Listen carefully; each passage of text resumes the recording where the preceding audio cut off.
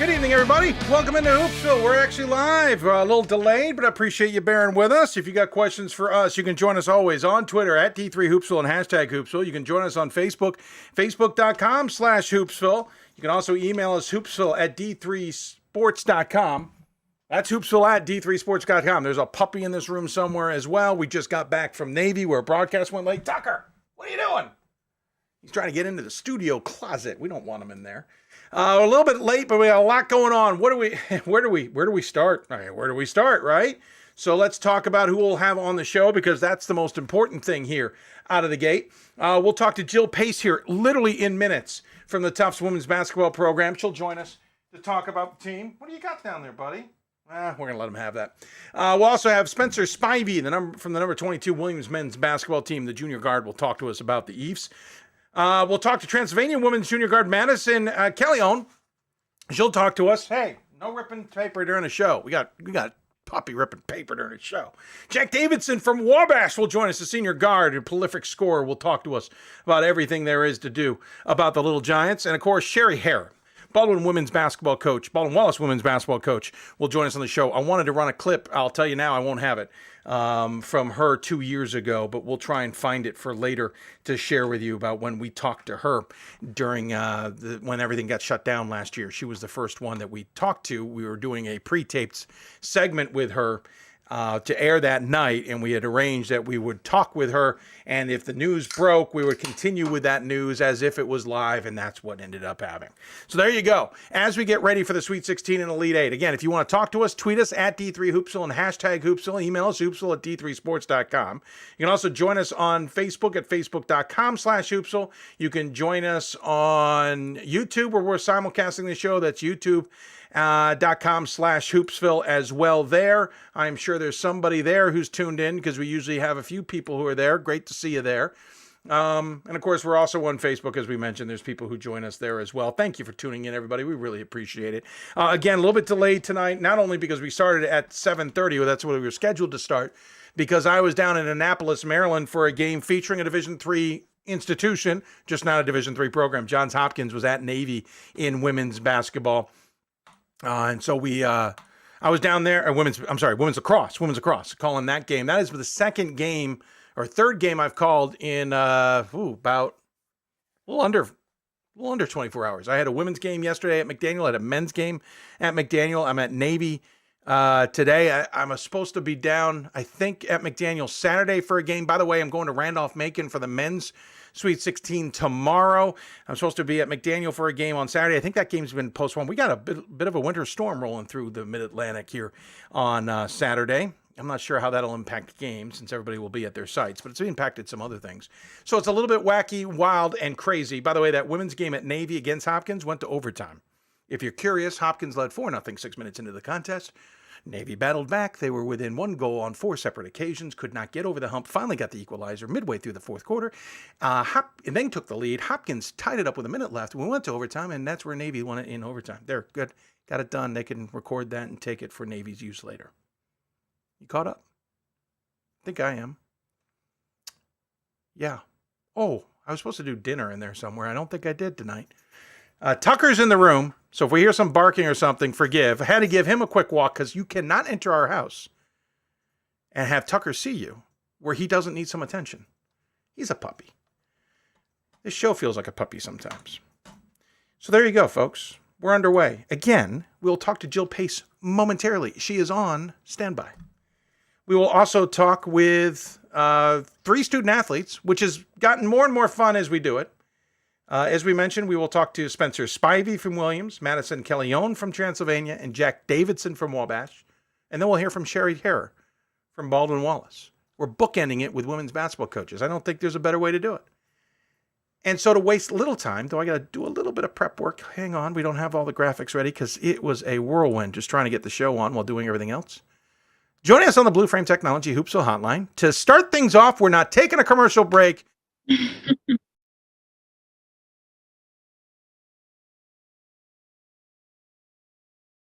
Hi, Dave. Where's Tucker? Is he behind you? Okay. Yeah, show us Tucker. Tuck. There he is. I came back to the office after practice to spare you my dog Georgie, who is wild and would bark the entire show. So Apparently, I lost my audio there. Tucker has he has made appearances on this show in the form of barking in the past. So he's quiet today. Family will be home later. He will run up to join them later. But in the meantime, he's on the show tonight. Hey, first and foremost, guess who's still in the tournament? I don't know if you got the memo, but you guys still are. Congratulations. Let's see. What are we supposed to talk about tonight? Kind of an interesting season. I don't want to say you flew under the radar. That's not the right word because obviously you're at the top of the NESCAC.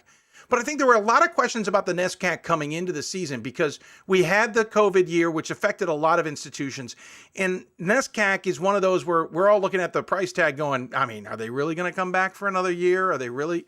So you guys must have had a lot of questions. So that led to the rest of the season with us all trying to understand, okay, Bates is playing well. What does that mean? Bowden's got a new coach. Okay, what's going on at Tufts and what's going on there? But from your perspective, what was this season like? Was it as questionable as we had it, or was it a little bit more normal than we thought it was? I think with COVID, everything was questionable. We have such a young team, not playing a season last year, just with experience. So I think for me and our coaching staff going into it, we weren't really sure, what it would be like or how we would be as a team. I know we would come together, but just with such a young group that wasn't as experienced as we had been in the past, with missing that year, it was definitely up in the air, but I think, we've come together really nicely. Maybe it took us a little bit longer to mesh than usual, given we had a full year off, but I think we're at a great place right now. Bates threw the monkey wrench in, obviously. Got a win over Bowden early, and they kept it up. They got a win over Amherst, and they won the NESCAC title, which kind of took a little bit of the limelight away, good or bad, from you guys, from Amherst. So I feel like I know your team less than I normally do. Well, I've tuned in, but I haven't had you on the show. I've watched the game, but I've been more distracted by Bates or others. Give me a sense of the team this year. What's been working? What's been clicking? What hasn't been working that you're still working on at this point? Yeah, I think, our defense has been getting better throughout the season. We have a really solid group of players that work super hard. I know, you've all mentioned Maggie Russell before, who came back. She took a year off and has come back and, is averaging a double-double right now. So I think it's just a group of players who are working really hard. And I think we're still working and haven't hit our peak yet, which is exactly where you want to be at this time of year. It's definitely been a roller coaster with COVID, as it has with everyone. And we've had different people step up at different moments throughout the season, which has made it, I think better when you have a team that can have different people step up at different times. But yeah, I think this past weekend, our defense is really starting to come together, which is what you like to see at this time of year for sure. You guys, certainly the better team, and, circumstances, you're just outside of 600 miles, so you're not traveling to Christopher Newport. Unfortunately, you got to travel to Amherst. So, yeah, you're home right now. That's lovely. You don't technically have to head out till tomorrow, right? You can show up for the games. It's an easy drive, but it's at Amherst. There's got to be a little bit of for you guys, a little bit of that, having to head to Lafrac. Oh, it's fun. We love Lafrac. No, you're lying. No, it is great. It's great to be playing a conference opponent. Amherst is such a great team and so well coached by GP. And I think we're excited for the third challenge. At this point of year, every team that you're playing is going to be a great team, and you have to be great teams to make it to the next round. So, we're just excited to be playing Amherst. We're fortunate that we can go tomorrow. It's sort of like, a regular conference travel situation for us, which is really nice for our players for sure. But yeah, we're really excited. Forgive me for a moment there. Tucker decided to get my really nice extension cord. It's okay. It's a chew toy. That's not good. Why not? I don't know, but I don't want him chewing on it. Hey, Tuck, stop. Tuck. We don't want that ruined, please. We need that for next weekend. Thank you. 5.5-year-old puppy ruining the game by not even barking. 5.5. He's not a puppy anymore, Dave. 5.5-year month. Oh, month. Okay. Yeah, he's most certainly a puppy. Hey, so what do you expect from Amherst? I mean, you know Amherst. You know GP Gromacki's teams. You know, to some degree, I feel like when we get NESCACs together, there's an element you could overthink this. Yeah, I mean, we know a lot. We have 2 films, and obviously recent film, we just played them. They grind it out defensively. It's it's what they always do. So you got to be able to score. But I also think they have phenomenal offensive players. As you saw last time they played us, they shot the ball incredibly well. Yes, they did. So that's our defense needs to be on point as well. So I think typical defensive team, but also playing offense really well and sort of meshing really well at this point too. So we're going to need to lock it down defensively as well. Yeah, it feels like Amherst is kind of this double-edged sword. They're going to want to grind you down. They're going to want to play defense. I swear GP doesn't like offense. I just think he wants to play defense and never see the offensive side of the field or the court if he could. That said, they have the potential that if you want to get into an offensive slug with them, that they'll take that step and suddenly they're shooting the ball and shooting it well. And now you're in, it kind of feels like damned if you do, damned if you don't. You either play their game and slow it down, play defense, or if you go up tempo offense, they're not afraid of that. Is that a tough team to prepare for? Yeah, totally. And I think for us, it's just kind of, playing our game and sticking to what we do. I think they do an excellent job preparing for games. And at the end of the day, it's just about what we do. And from an offensive and defensive standpoint. So that's sort of the approach we're taking going into this game is making it about us. You're technically in your second season, right? I mean, I'm saying that with the COVID year removed. You've been there 3 years, but yes. You're in your second year of going to the NESCAC, going to the NCAA tournament. Granted, it ended a little bit abruptly 2 years ago. To some degree, are you still trying to figure out the NESCAC? Are you still trying to figure out teams? Are you still trying to figure things out, or are you settled?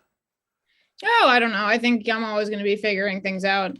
I think the NESCAC, is ever evolving. And you saw that this year with, Bates winning the NESCAC championship. They're such a great team. And it's really good for the conference to have some parity, and every team in the NESCAC on any night, it can beat any other team, as we saw this year. And that's what you want as part of conference, because it prepares you for big games and, the NCAA tournament where we are now.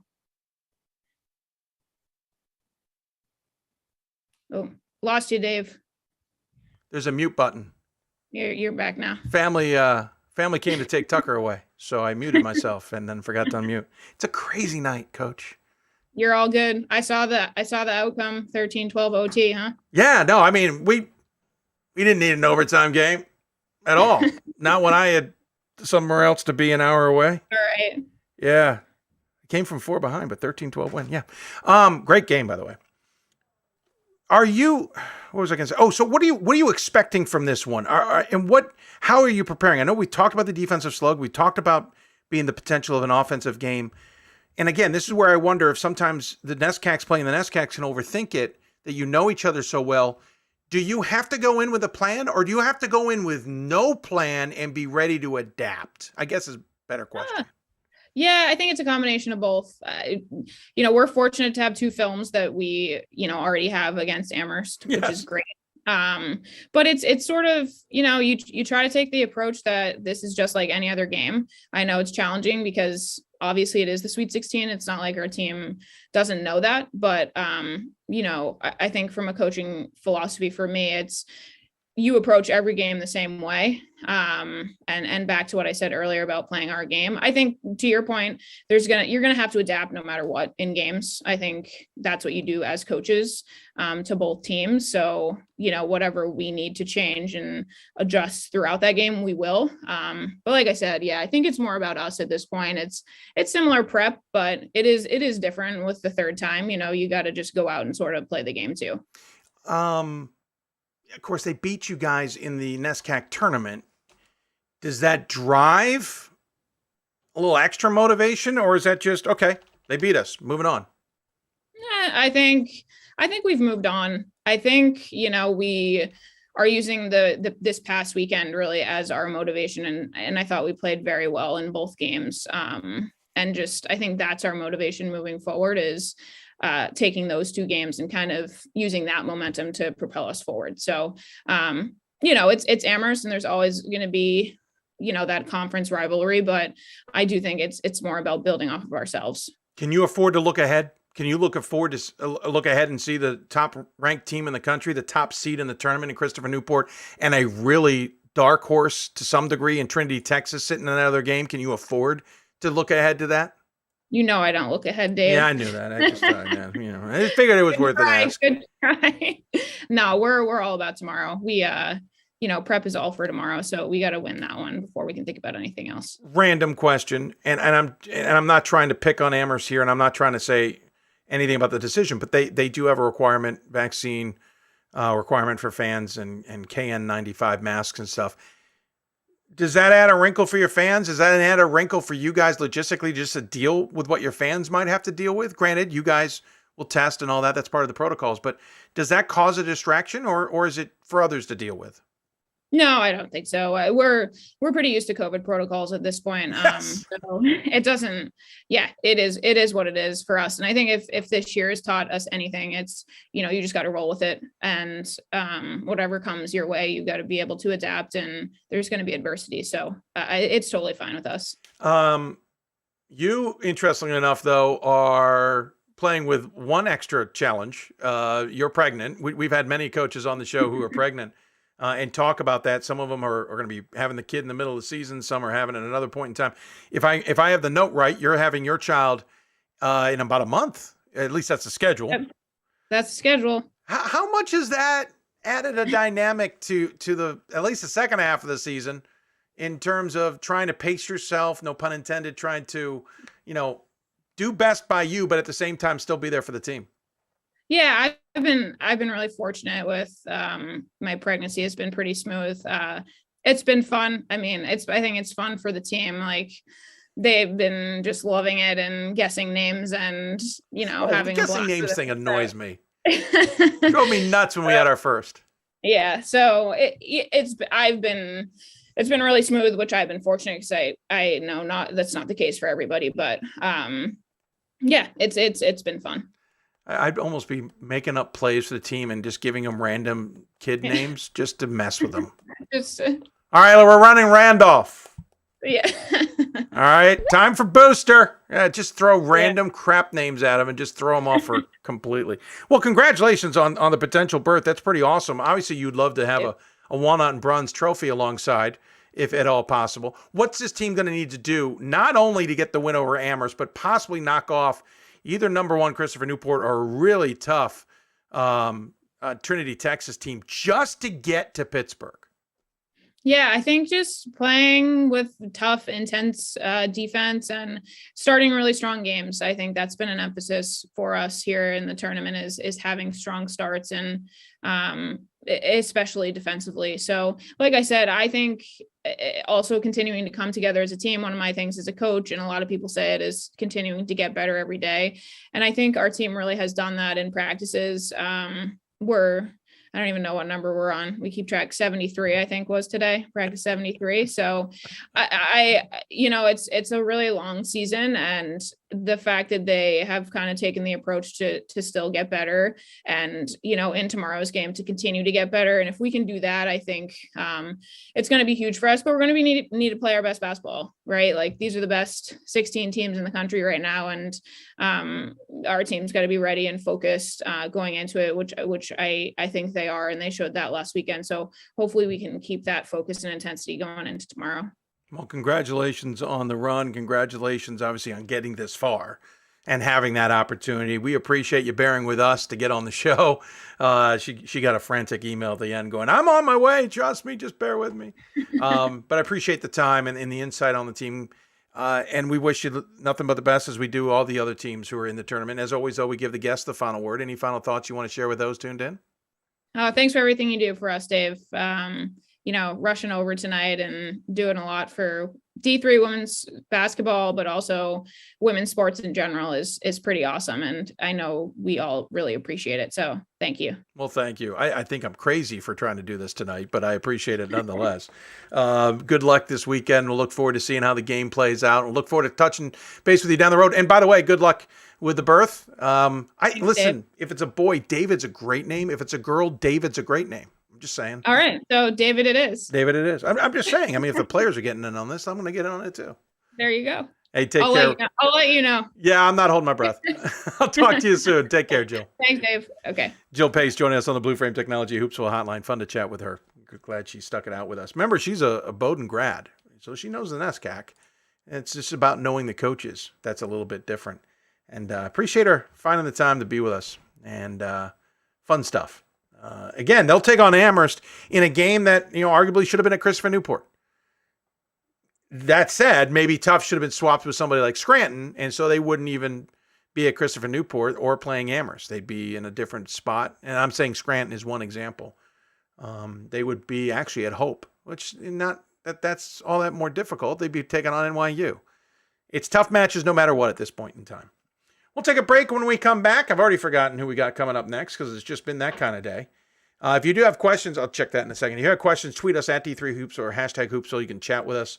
Lots of ways to figure out how to get a hold of us. And we'll look forward to hearing from you and hopefully chat with you more and more about how it's all playing out. Who do we have coming up? Sorry, I clicked on the wrong screen. There we go.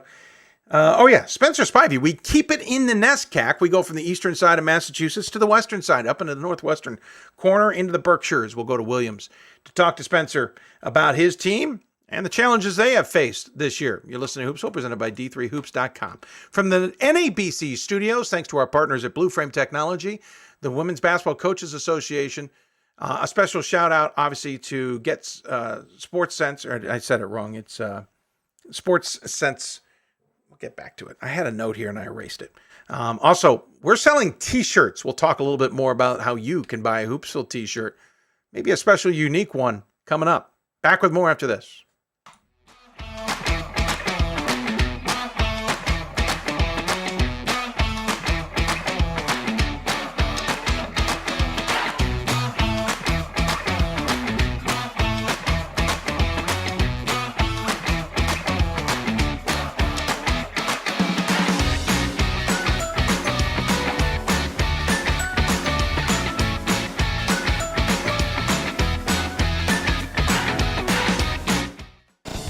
These are your teams, your players, your community of fans. This is where they play, where they practice, where you cheer. At every meet, every event, every game. Your community is passionate, dedicated, supportive. You know the tension of a close game and the thrill of the win. So while you're cheering, keep an eye out for anything out of the ordinary. If you see something suspicious, say something to local authorities. It starts right when you hit the court. You imagine your finest moment. The game-winning shot that gets you to the dance. A monster dunk or no-look pass, and cutting down the net. Sports lets us dream of our own success and prepare us for our finest moments on and off the court.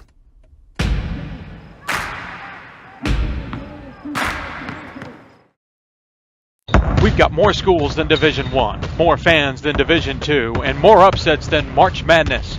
There's 800 programs with over 11,000 games leading to 2 national championships. And we've been covering it all for over a decade. From Eastern to Occidental, from Puget Sound to Piedmont, from Southwestern to the University of New England, and from Hope to Calvin. Nobody covers Division III basketball like we do. We're at D3Hoops.com at www.d3hoops.com. It's on us to stop sexual assault. In any way that we can. To get a friend home safe. To never blame the victim. It's on us. To stand up. To make our community safe for all. It's on us. It's on us to look out for each other at parties. It's on us. To be more than just a bystander. To step up and say something. It's on us, all of us. To stop sexual assault. Learn how and take the pledge at itsonus.org.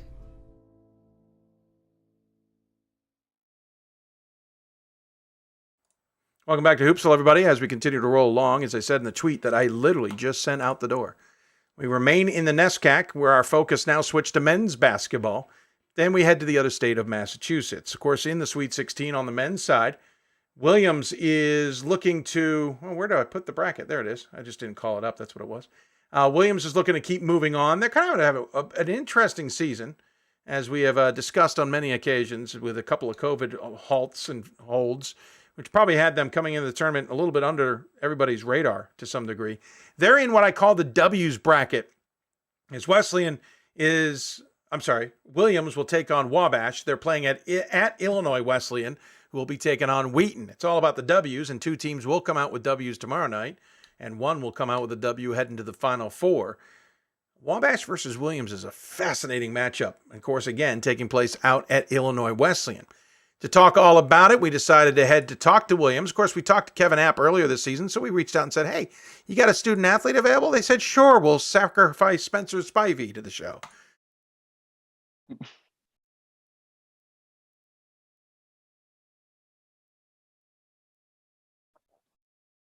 Again? Yeah, there we go. I don't know. My computer's acting up today, too.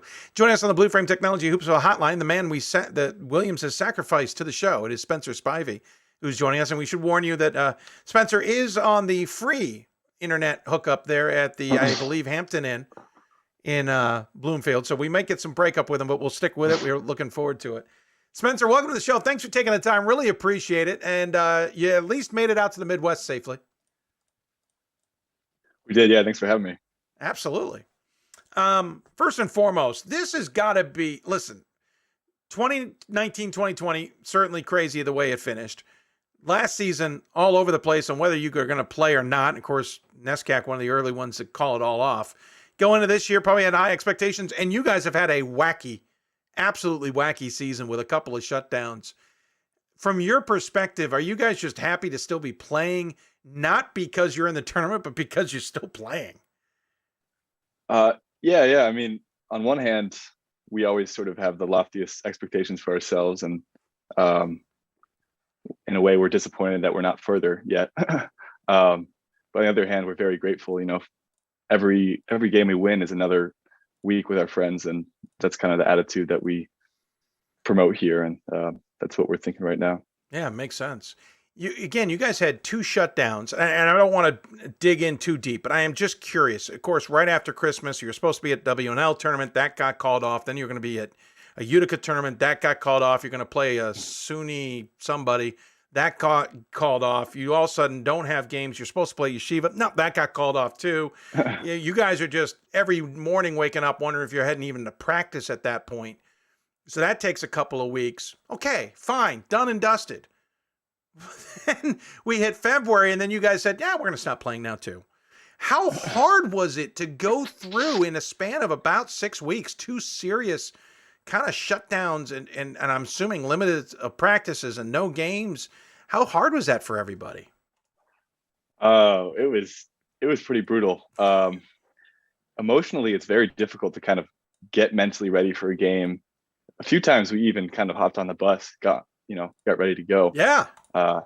You're ready to just like kill the guy next to you. You're so locked in. And then of course you have to just tune it off and then, switch to chill mode academics. And we had that 5 or 6 times. Yeah.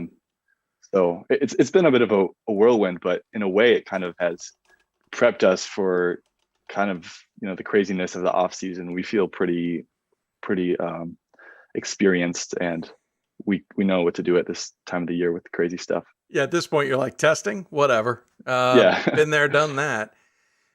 The other thing there was, as a result of that, you guys didn't play as many games as many did. You entered the tournament 17-4 at 21 games, when most teams have played 25. Well, geez, they've absolutely played 25.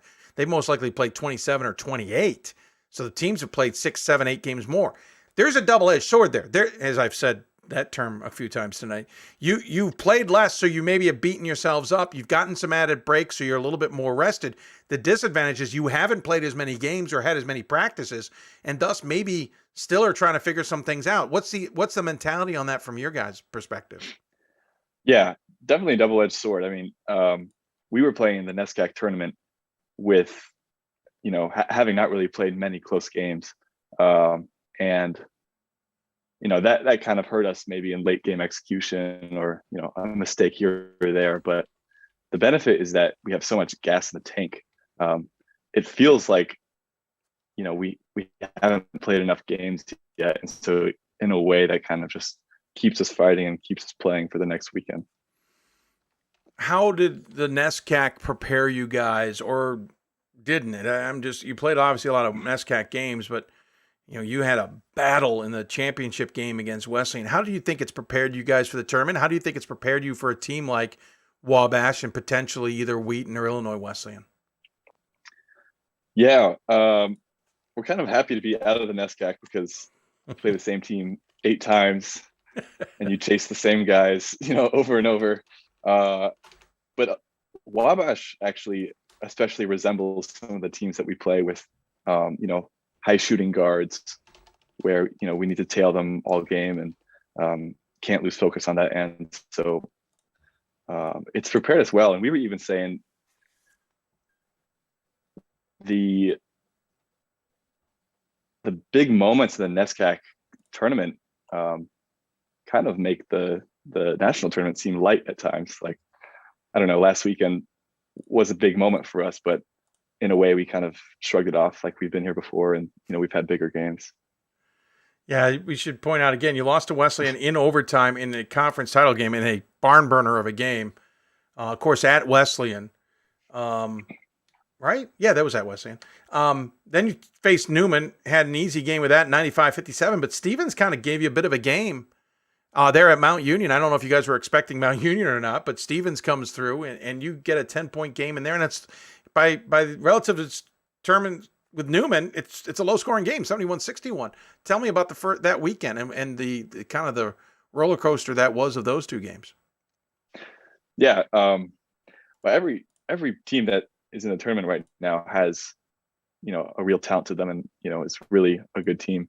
So every matchup will be tough in some way. With Newman, it was their big man was just hooping on us in the first half, and then we kind of got loose.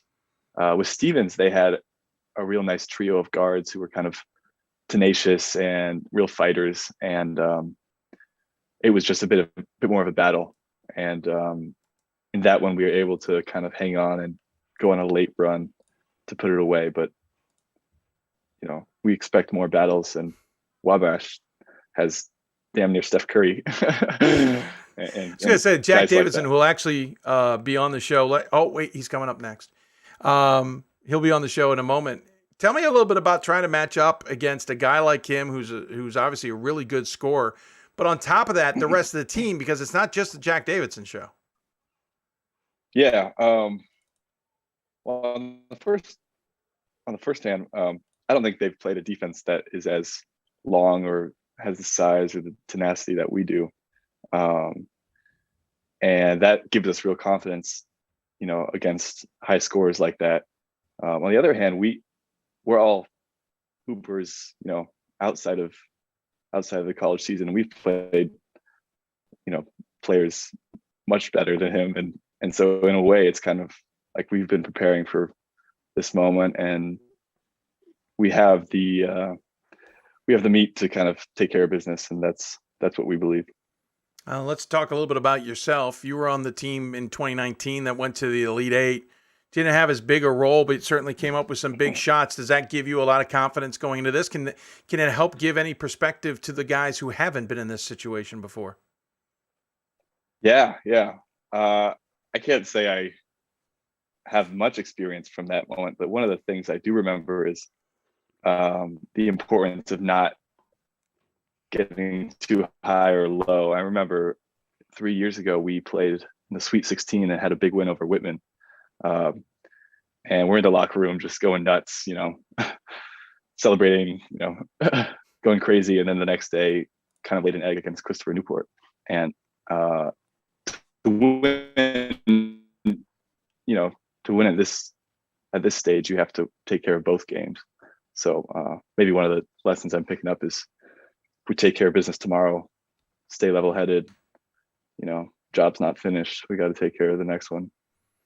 from your coach says really stepped up this season, giving the team anything that they need, playmaking, shooting, defense, the opponents, especially the top guard, which hint at what you might be doing tomorrow against Wabash. What is your role from your perspective, and how have you evolved? Yeah, I think as you get older, you have to take on more responsibilities, and that's both on the court and off the court.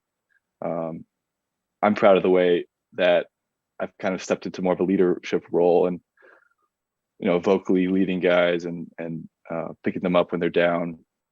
And I'm a big believer in that you have to win off the court first to be a winner on the court. And we've taken care of so much of that bonding and camaraderie already that when we get on the hardwood, it just plays out, and we live with the results. Interesting enough, we go back to the COVID scenario. Of course, you were with that team. I'm kind of curious what it was like to be told, hey, by the way, we're going to give you a little bit of a long spring break here. Then you'll come back. We'll finish things up. And, oh, by the way, that turned into 15 months. That you're not practicing with your team. You're not with your team. You're not with your coaching staff. You're not with your friends on campus. You're not on campus. What was that experience like? Oh man, for us, we had the time of our lives. We were living together. We were traveling together. We went on a whole world tour. And that's what we look back to when we approach games like these. It's the last 2 years of hard work and preparation. And, doing it for each other and training for each other. And even though at times, 2 years can kind of make the moment seem more meaningful than it is, we also try to just, take a chill pill and realize that none of this is all that important, and we're just out here having fun and playing the game. So it's both, yes, we've been working 2 years for this, but also let's go and just have fun. Well, it's got to be tough, though, at the same time to be away from the campus for 15 months when, your entire lives and all of our lives are so in tune with you go to college, you go to campus, when your breaks are, you come back from them, you're studying it there. Now everything changes, and we'll talk a little bit about your major, and I'm curious how that all works, but what was it like just to not be on campus? Again, if we're living together, we're having the time of our lives. At times we were in class at the beach. Nice. Nothing wrong with that. Yeah. Enjoying some California sun. It was a pretty weird academic year, and strange to stay connected as a team. But the coaching staff and Coach App did a great job of bringing in, alumni to give us advice, and having semi-regular meetings on Zoom, just to, keep up the efforts, even if we can't do it in person. We should point out you're from San Francisco, so obviously on the other coast. I am dying to know what then got you to a small little corner of Massachusetts in the Berkshire Mountains that are far smaller, though just as beautiful as they are on the West Coast, but the weather is very different. What enticed you to go to Williams and play basketball for the Eves? Yeah, off the bat, just the incredible legacy of being in a great academic and athletic program drew me to it. But on the other hand, my mom actually grew up just near Williamstown, so I have some family out there who were kind of welcoming me with eager arms. And then the combination of that and loving the guys and loving the coaching staff made it a no-brainer for me. No, it makes sense. I totally do. I went to school south of you for prep school, so I certainly know Williams pretty well, and know that area. It's a gorgeous area. You're actually a pianist in a jazz ensemble on campus, according to a little bird who told me. And you're looking, is this correct? You want a career in writing musical scores for film? That's right, yeah. That's amazing. First off, you're not that far from Tanglewood, where the Boston Pops love to perform, which gets me to John Williams. It's pretty synonymous with what you want to do. Curious, and I have no idea if this has happened or not. Have you met John Williams? Have you had an opportunity to work with those kinds of individuals yet, or is that the hope down the road?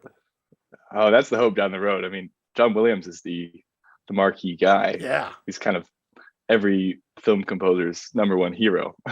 True. But interestingly, Williams does have many ties to the Boston Pops. They trained me to conduct the orchestra, and the conductor who taught me was John Williams' conductor. And so it's not so far away, but it's still an arm's length. I'm still working on getting just a little far away, but not quite. You're almost there. Yeah, exactly. You're a junior, and we tweeted out senior. We gave you an extra year there.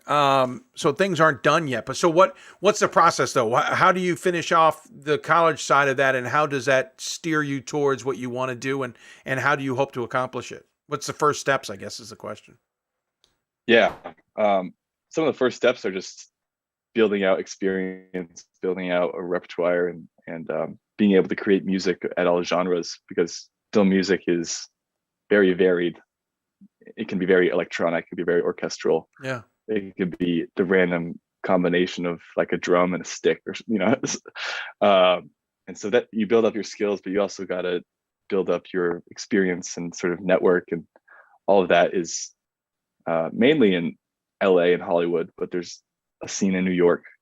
I'm leaning towards the West. Shocking. Can't imagine that you didn't want to be back West. Yeah. But that's the process. Yeah. Hey, listen, we don't have a theme song on this show. We've been dying to find one for years, and I just haven't had the time. If you want, I'm just saying, if you want, you're welcome to come up with a little ditty and fire it our way. I mean, the logo's a former student athlete who created it. We'll take a musical song if you're up for it. I'm up for it. Yeah. All right, go for it. Now, listen, we need it by tomorrow night, though. No? No time. No time. Okay. You got something else going on? That's right. Yeah. Yeah. All right. Well, okay. We'll accept an extension on the project. I kid. But seriously, if you did want to do it, you're more than welcome to. I'm certainly not expecting anything. You have obviously Wabash ahead of you first and foremost, and that takes priority. So congratulations on that. Good luck to the team. And we have a tradition on the show that we always give the guests the final word. Any final thoughts you'd like to share with those who might be tuned in? My coach wanted to make sure I mentioned this, but I'm a real proponent of an analogy for our team, that we're like a six-headed hydra.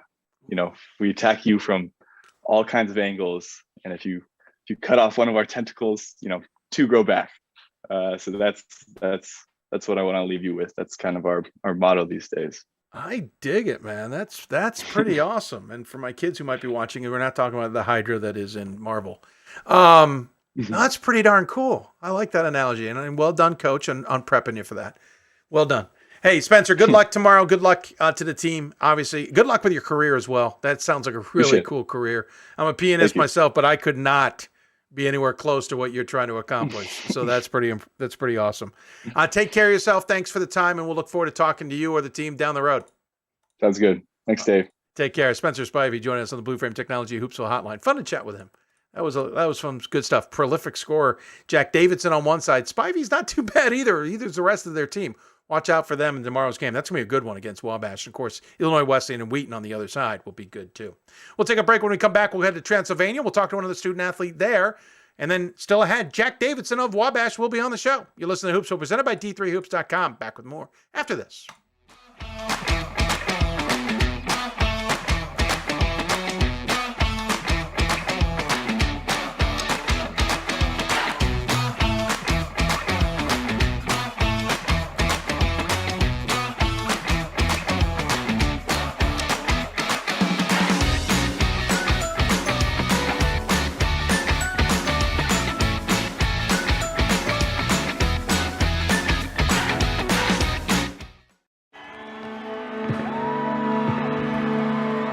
Great moments are born from great opportunity. That's what you have here tonight. That's what you've earned here tonight. This is your time.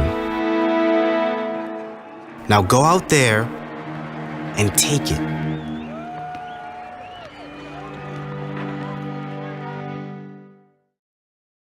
It's on us to stop sexual assault. In any way that we can.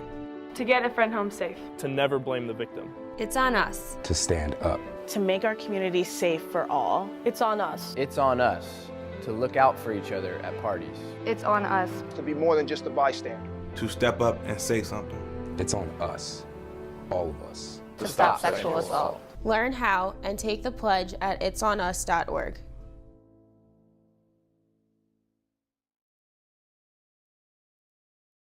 There are over 480,000 college athletes. Only 2% would go pro. That means over 470,000 will not get a shoe contract. No autographs. No private jets. No fan clubs. No Hall of Fame inductions. Instead, they will walk away with something much more valuable.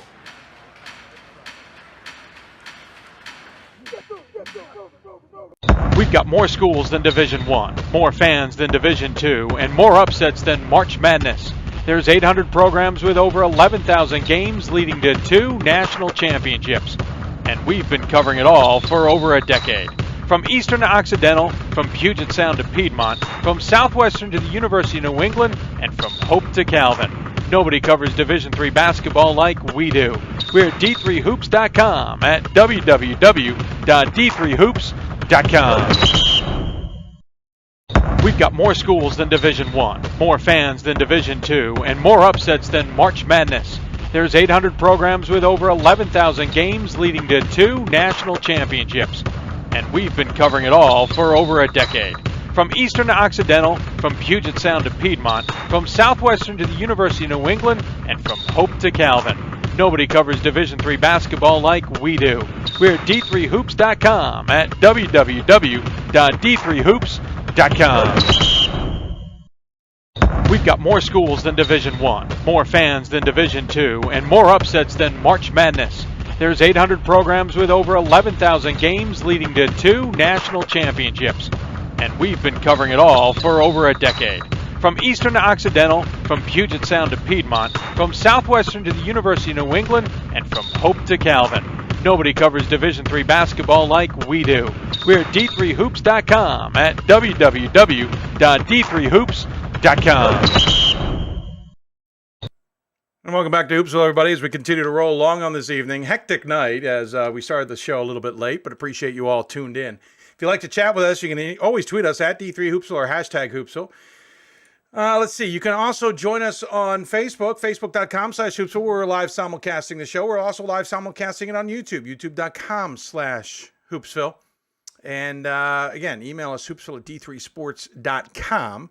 We made a slight change to our backdrop due to the request of the next institution because we do have their jersey and they just didn't think it was getting enough light. So I might spend the entire interview like this if nobody minds. Transylvania women playing really well. Of course, ranked number 3 in the top 25. And they are at home in the NCAA tournament. That is certainly important. That is an advantage to say, but they've earned it. And, of course, they're going to have a game against a really tough Mary Hardin Baylor squad, while on the other side, Springfield will take on a really tough Trine squad, meaning we're going to have a really interesting Elite Eight game because at this point, everybody is good. We talked to Julie Folks earlier this season, but figured we would talk to somebody different this time around to get an idea of what the squad is doing and how they're playing. So joining us, it's easy for me to say, joining us on the Blue Frame Technology Hoopsville hotline, it is junior guard. There she is. Junior guard from the Transylvania team. It's Madison Kellione. Kellione? Kellione. Oh, okay. I said Kellione earlier. I got it right. Kellione this time. Hey, thanks for taking the time to join us. I really appreciate it. Congratulations. This is big for the program. Not only that you're to the second weekend, which I know is a big goal, but you're at home. This is outstanding. I'm sure you guys are celebrating it to some degree. Certainly. We absolutely love playing in the Beck Center. We're really blessed to have such a nice facility, and there's so much that goes on into hosting. So we're thankful that we have the capability to do that. And, you know, our team really takes pride in playing at home. And many don't know, but like our senior class has never lost a home conference game. So it just fires us up even more every time we get to take the court at home. Say that again. Your senior class has not lost what? A home conference game. A home conference game. Oh yeah, I did know that little nugget. Yeah, that's huge. And of course, you want to take advantage of the home court at the Beck Center, one of the cool places to play. Obviously, home courts is important. You obviously stressed why it's important. But what is it from a student athlete's perspective? Having been a former one, I can understand it. But as being a former one, I never played in a big time NCAA tournament game. What is it about being home that is the advantage? Obviously, we know the crowd. We get that. You know the rim and the floor. I mean, the days of dead spots are probably gone. But what's the advantage from your perspective on the rest of it? I think having a community support behind us that's local is so big for us. And then also like just the morale we have on campus this week. Everyone knows we have a big game Friday and we're making accommodations for a big crowd and like trying to get students here going into spring break. So we know it's going to be hard if students don't stick around, but we've made a lot of effort to get them to come. And I think we're going to have a really great turnout. Curious, are you making sure that, it's Kentucky can't, that they can't play, that everybody's got to come to your place, that all the fans that want to go to a Kentucky game really should be coming to the Beck Center? How are you arranging that? I mean, Dr. Shealy's on it. Wow, dump it on others. Well done on the microman and the delegation. Well done indeed. Okay, talk about this team. Well, obviously, when we talk to Coach Folks, we'll get the coach speak from her sometimes, and that's always a good thing. We get the bit of the truth. But tell us the truth. What's this team like? How's it made up? What's it like to be in practice with your squad? Our team is super talented, 1 through 5, including our bench. We really don't have weak spots. We don't have weak links, nothing like that. And a big part of our team is just that we love playing together and we're a team that likes to have fun.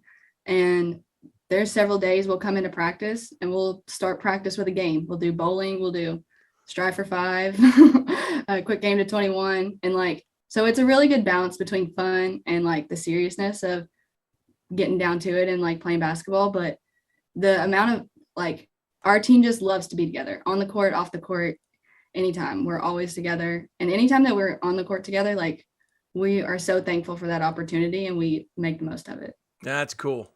I dig the you were always playing a game thing. That's pretty darn cool. I'm trying to think if I can throw some game idea. I'll come up with a game idea maybe if you guys need another one down the road. We could use new ones. You need some new ones? Okay, we'll come up with some. What's it like competitively for you guys in terms of, there's times I look at your squad and I'm like, where's the challenge they faced with opponents and are they truly battle tested? And that's not a knock. It's just trying to understand you guys better as a squad. So where do you guys find your tests? Are there opponents that have given you guys a tough time this year that you've learned from? Or is a test really come internally to always be better? I think it's both. We had a close game with Tufts, which, we pulled out that win and that was on their home court. So that was a really good road win for us. And then we played John Carroll at home and that was a closer game. And for both of those games, actually, we were missing a starter. And so the fact that we were able to pull those wins out is pretty impressive. And then I think also, like you said, internally, every game is a chance to get better and we take every game, dissect it, see where we did good, what we could work on, and we're improving after every game. Yeah, you bring up 2 really good games there, and John Carroll, who absolutely blew the doors off of Elizabethtown the last round, and Tufts, who we just talked to their head coach just a short time ago. Obviously, a really tough team, and you beat them at their place. That's huge. This team feels like it's been gaining confidence over a few years. Obviously, COVID threw a curveball, and you guys didn't play as many games last year, no tournament necessarily, but the year before that was kind of a building block. The year before that was a building block. How much have you all learned from the past and use it to this day? I think because I think it was 4 years ago that this program went to the Sweet 16 as well. And then the year after that, we lost in the first round. And our juniors and seniors were here for that game, so we knew what it's like to get beat out in the first round, and we know that was not fun at all. And I think also we have a lot of past players that hang around this program, will show up to practice and like work out with us, so they also know what it's like to be in those positions, and they're every day pushing us to be better and like helping us move past the obstacles that they got stuck at. You bring up an interesting point about getting the Sweet 16. So you've been there, but I don't think you guys were at home. So that's a little bit of the difference here. But at the same time, you're undefeated. You're one of 2 teams left now that are undefeated. Mm-hmm. The other one the third one was Webster. It's you and Christopher Newport. That's it. You're on opposite sides of the bracket. Interestingly enough, is there extra pressure because you haven't lost this year? Is there extra pressure to remain undefeated more than just trying to move on in the tournament? With our group, I don't think there is the extra pressure because we are just a group that has so much fun that we step on the court and we're taking it one game at a time. We're not thinking about the record. We're not thinking, oh, are we going to blow it? Are we going to lose a streak? That's not in our heads at all. We're there for that game only. Let's take it one step at a time. Well, that's smart. I am curious, and you can just laugh this off if you want. Is there something about losing a game at some point late in the season to recharge you guys, I mean that in a generic sense, I don't mean you specifically, that could be helpful? Or is it more important to go undefeated and to have that be the goal? I think that you don't necessarily need that loss because I think that we've had close games and we know that game could have went either way. And I think that's inspiration enough to say, look, like we were right there at it and we don't want to be there again. We need to make the goal to be like, don't be in the position where it could go either way. We need to have a large enough lead that it's not a question.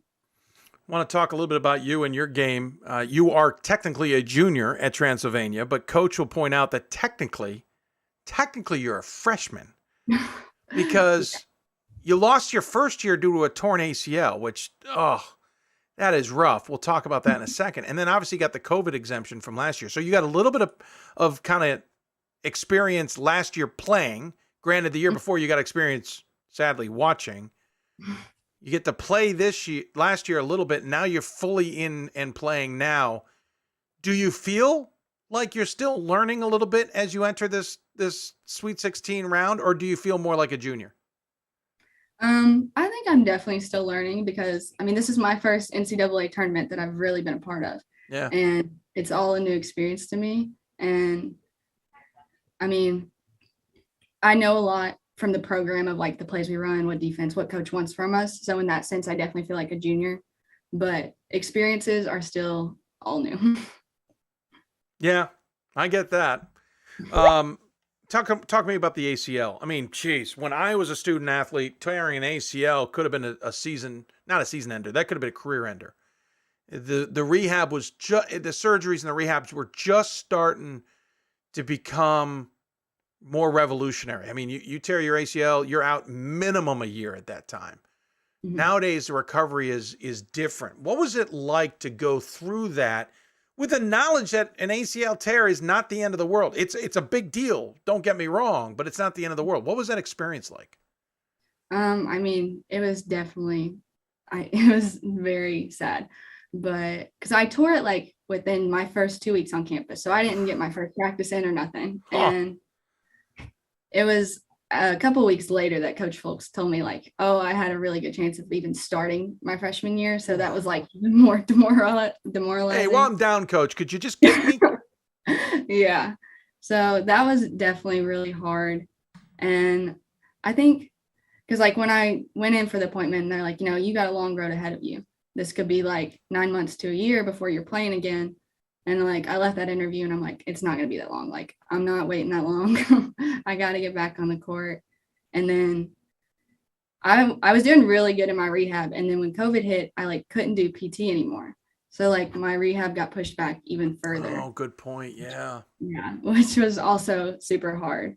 But luckily by the time like practice started last year, I was fully released, fully ready to go.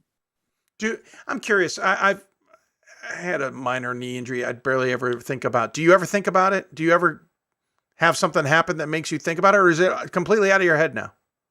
I think last year I was definitely more aware of it, and it'd be like if I did a quick sharp turn or something, I could feel it. But I think this year it's just out of my head. Talking here with Madison Kellione, the junior guard, technically by academics, freshman guard by eligibility on the Transylvania team. Coach shared with me that you are a physics and math double major with a minor. Now, she wrote minor in math. I have a feeling that, are you majoring in math and minoring in math? That doesn't seem right. Major in physics and math, minor in biology. In biology. Can we go back to her version? Because her version I can handle. You are a physics and math double major and a minor in biology? Correct. You understand you didn't have to make it that hard. Yeah, but I was running out of classes to take. So if after I tore my ACL my freshman year, I wanted to stay 4 years. So hold on. You were running out of classes to pick and went, yeah, I'll pick up a minor or I'll pick up a major. Sure, I can go 3. Yeah, pretty much. Lord have mercy. I'm dying to know now, what do you think you might do with this physics, math, biology mix? I am wanting to go into medical physics. Medical what? Medical physics. Medical physics. Mm-hmm. I thought I'd heard a lot of medical terms. That one's a different one. What is medical physics? It can really go 2 ways. So one pathway would kind of be like working strictly with like the imaging side of things. So like calibrating like MRI, CT scanners, stuff like that. Gotcha. And then the other way is you kind of work more so with cancer patients and you work on their treatment plans. Fascinating. Okay. That is interesting. By the way, if you go down the MRI route, can we work on a bigger tube and a quieter experience? Yeah, it could definitely use some improvement. I agree. Yeah, I think I lost some hearing in 2019. I was in the tube 5 times. It wasn't necessary. That's fascinating, though. The different directions you could take that. Do you have any idea where you're leaning, or is it too early? I think it's too early. Yeah, sure. Yeah. You're again only first year in athletics isn't the right term, but first year in playing in terms of eligibility, but you're a junior in college. So an interesting question. Do you want to continue playing when technically you're done with your academics on the undergraduate level? Yes, I definitely want to continue my basketball career past Transy. So will it you'll go for a master's degree in something? Yeah, there's a master's in medical physics. So. Well, how appropriate. That works out perfect. And right now your coach is doing happy dance, knowing that you'll probably be coming back. Quickly, I've been to Transylvania, love the place. What'd you say? I'm sorry? Transy doesn't have graduate programs, so. Oh, that's right. They don't. I was talking to one of the coaches there about that recently. Oh. We're going to have to start one then, I guess. I mean, let's just start one. Might as well. So we'll cross that bridge on where you may end up someday in your future. I've been to Transylvania. Beautiful campus. Obviously, Lexington is a great place. What drew you to Transylvania? Definitely, it's a very high academic school, which was important to me, and that stuck out. And then also being able to compete on a high level of basketball. The two definitely combine to draw you closer, involved in it's a great area, like you said. And then I'm also 45 minutes from home from here, so that adds to it. That helps. So my family gets to come to games. My 81-year-old grandmother gets to come, and she loves it. And it's a nice overall experience here. By the way, how do you say your hometown? I was looking at it earlier. Yeah, I'm not going to guess. Cynthiana. Oh, okay. It's the way it looks. Cynthiana. Okay. Where's that located in Kentucky? I believe it's like north of Paris. Okay. Very cool. Hey, listen, I got to let you go, unfortunately, because I got another guest waiting for us, but I appreciate all the time you gave us. Great little chat. Thanks so much for the insight. I now heard of medical physics and looking forward to seeing how that plays out. And more importantly, looking forward to seeing how it plays out tomorrow against Mary Hardin Baylor. We didn't ask you a lot about that, but I'm sure you guys expect a pretty tough team, right? Definitely. Yeah, definitely. Yeah, I can hear that. And they're never down. They have comebacks built in them. So watch out for those too. Hey, thanks for the time. Congratulations on what you all have done with the program. Enjoy the run, no matter when it ends. And thanks for the time. We always have a tradition on the show. We give the guests the final word. Any final thoughts you want to share with those who may be tuned in? I would just say, it was 2 years ago this year that COVID broke out in the US, and it actually broke out in my hometown. So we were here for the NCAA game when we found out about it. And that was super crazy, first of all. But yeah, I think after 2 years, seeing where we're at now at the Sweet 16, we're just so excited for this opportunity to get to play and take it as far as we can. Yeah, good point. Well said and interesting perspective. Congratulations. Enjoy it. And we'll look forward to talking to you in the program somewhere down the road. Thank you for having me. Absolutely. Madison Kellione joining us here on the Blue Frame Technology Hoopsville Hotline. She's going someplace. She's going to go places. We'll keep an eye on her, and she's going to be pretty cool to keep a track of. And congratulations, they're still undefeated, and they'll take on Mary Hardin Baylor. When we come back, Jack Davidson joins us from Wabash. You're listening to Hoopsville, presented by D3Hoops.com. Back with more after this.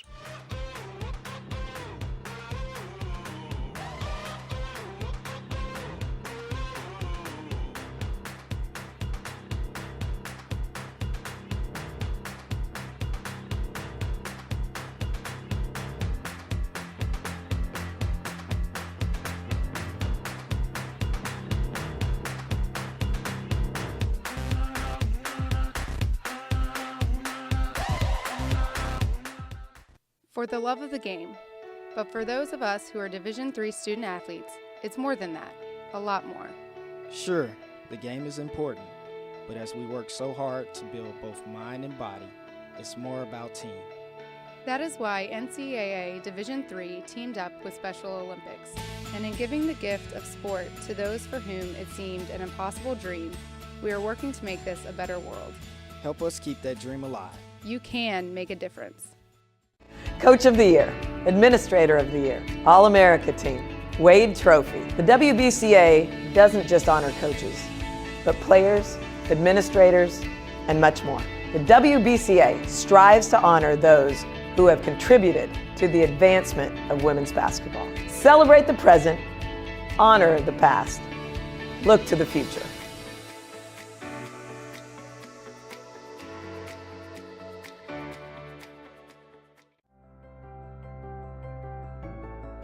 It's on us. It's on all of us. And it's time to act now. It's on us to start the change. It's on us to be the change. It's on us. It's on Division III. It's on all of us to stop sexual assault.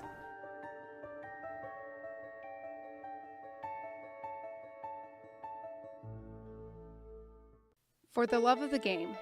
But for those of us who are Division III student athletes, it's more than that, a lot more. Sure, the game is important, but as we work so hard to build both mind and body, it's more about team.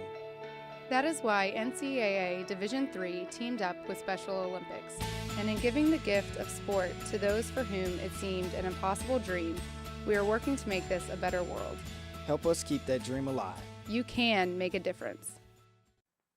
Welcome back to Hoopsville, everybody, as we continue to roll along. Great chat so far with some student athletes.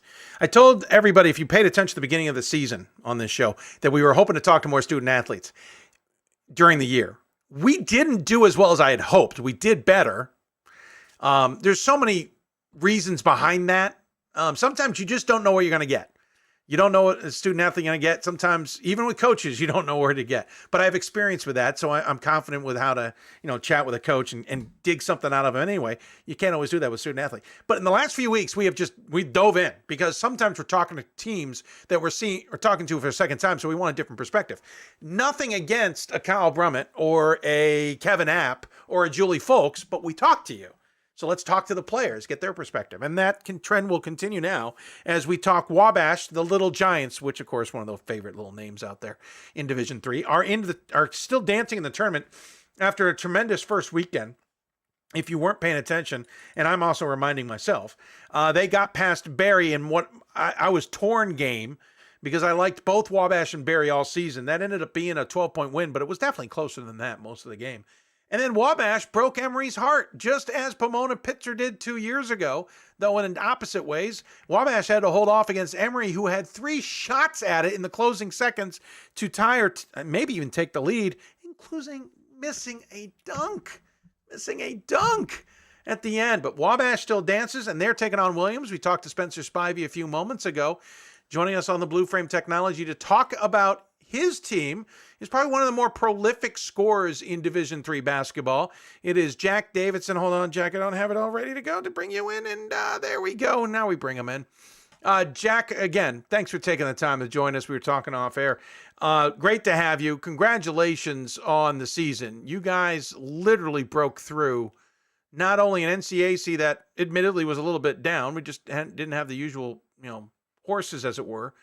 But you broke through in a very tough Great Lakes region. You guys got to be proud with what you've done. Yeah, super proud of our team. Our goal all year was to win the conference tournament, and try to make a run in the NCAA tournament. And that's what we're doing right now. And hopefully we can keep it going as long as possible. Well, you got a tough test ahead of you. We'll talk about Williams in a moment. And again, as I mentioned earlier in the show, you're in what I call the W's quad. It is Wabash, Williams, Wheaton, and Illinois Wesleyan. Just take the Illinois out of there, and we got all the dubs going. Tell me about the experience of this season.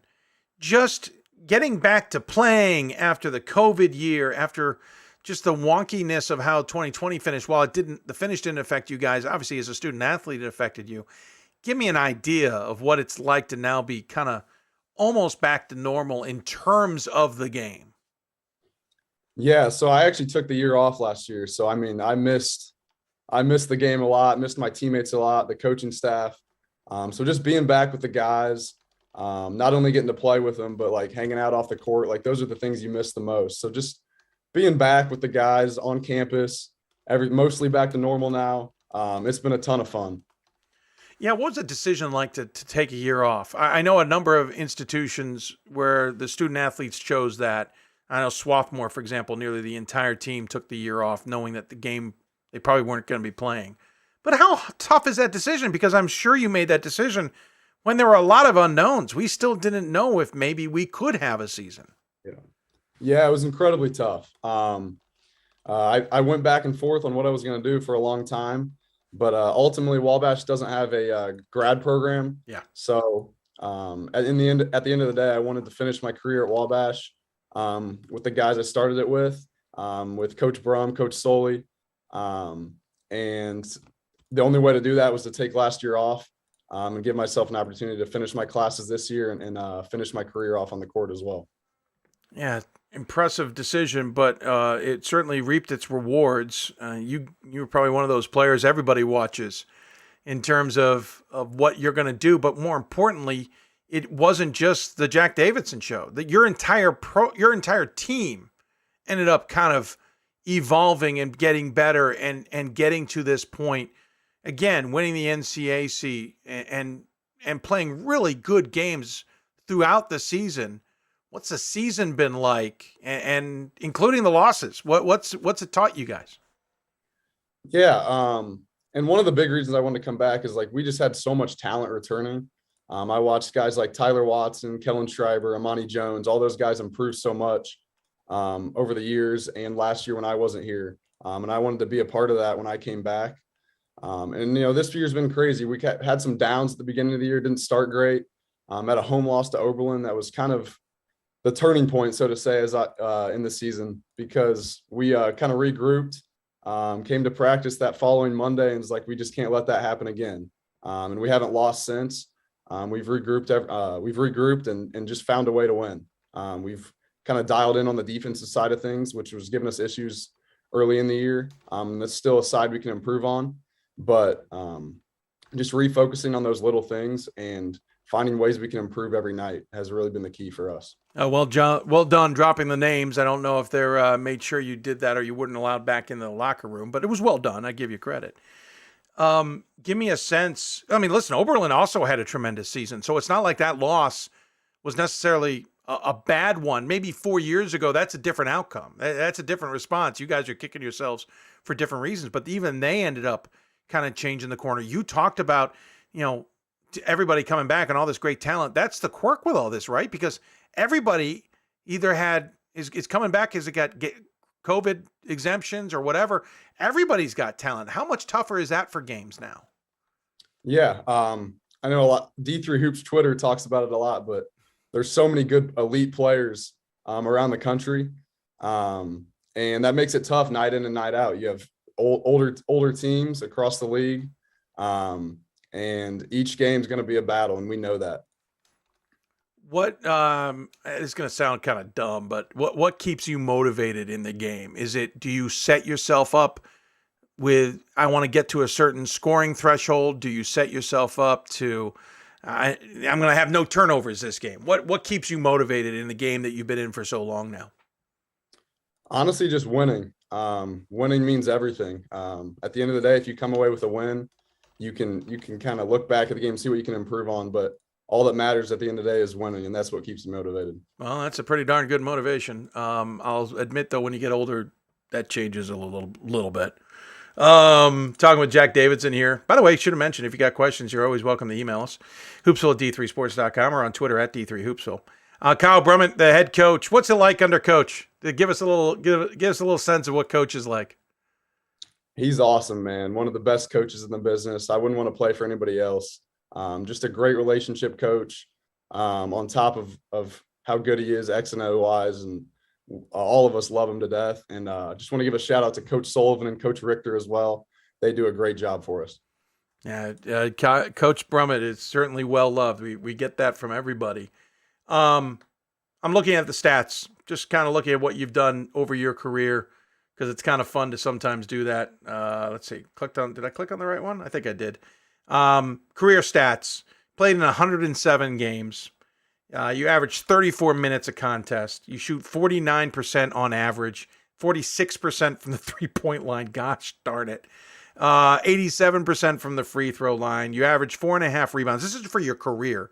3.5 assists. By the way, it all adds up to 2,400 points and an average of 22.5 points per contest. Those are stellar numbers. You're averaging 26 points per contest this season alone. What's the secret to your skill set?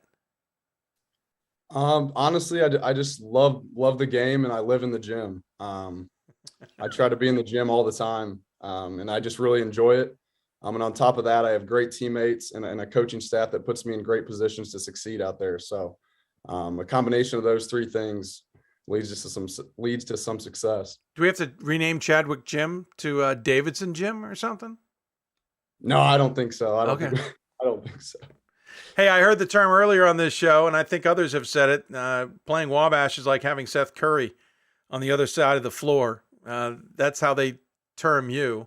Is that a compliment? I assume it's a compliment, but how do you take that kind of knowledge that everybody thinks you're just the best out there? It's humbling, and I mean, Steph Curry is my favorite player in the NBA, so it's a huge compliment. Sure. But that also means you get everybody's attention. I'm sure double teams are the norm. How do you battle that? How do you guys work around making sure to still free you up to get your 26 a night? Honestly, every game kind of plays out a little bit differently. We kind of adjust to see how teams are playing me to start the game. And Coach Soley, Coach Brum do a great job of putting us in sets that lead us to easy looks, whether that may be me or other guys. But we just kind of feel out the game and then go from there. And teams have a lot to take away. We have a lot of options, a lot of threats out there. So it's tough just to key in on me, because then the other guys will start to beat you. So that's kind of our key to success. Well, it certainly takes a team to have even one guy be successful. You talked a little bit about the season. I want to go back for a moment. You started the season 1-2. You got a win over Center by 4. You lost to Hanover by 2, and you lost to Marietta by 7, and then beat Emory. Oh, by the way, you guys definitely have Emory's number, and started 2-2. Was that a rough or a 2-2? Was that not how you guys expected, or did it go just as expected, and you kind of knew you would take your lumps? We knew we had a real tough schedule to start the year, going to the Great Lakes Invitational, scheduling Marietta and Emory. But that's what we wanted to do. We had Hanover at home. It's one we thought we should have gotten, but they're a really good team, and they got us that night. Played Marietta really well. They got us late, and then beat Emory the next day, which was a really good bounce back win for us. So we knew it was going to be a tough schedule to start the year. And I think that's helped us coming down the stretch too, just being battle tested, playing that tough non-conference schedule. I think that's been really big for us. Interesting enough, again, you got that win over Emory 98-90, and then you see them again in the last round of the NCAA tournament, this time at their place.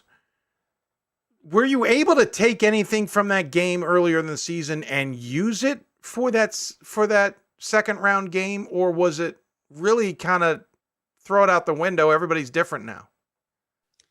Yeah, both teams were definitely different, playing some different guys. As you go along, you kind of figure some things out. But we took some things that we could exploit offensively against their defense. We scored at will the first time we played them, and kind of kept that rolling when we played them last weekend. And then defensively, they're a tough cover. Matthew Schneer is a really, really good player for them, and he gave us fits, but we did our best to throw a bunch of different things at him. He still got us for 30 or something like that. So, he's a tough guard, but yeah, we definitely took some things offensively that we could exploit. And we thought it was a good matchup for us. Tell me about how that game ended though. Geez, what a crazy finish. It almost felt like you guys were holding on by the skin of your teeth to some degree as they got shot after shot after shot at it. Just give me the experience of what that's like from your perspective.